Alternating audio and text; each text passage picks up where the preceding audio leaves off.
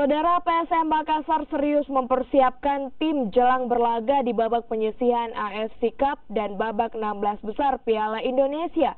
Salah satunya dengan menggelar pemusatan latihan selama 2 pekan di Yogyakarta. Sebanyak 28 pemain diboyong termasuk sejumlah rekrutan baru seperti Aaron Evans, Bayu Gatra, dan Beni Wahyudi.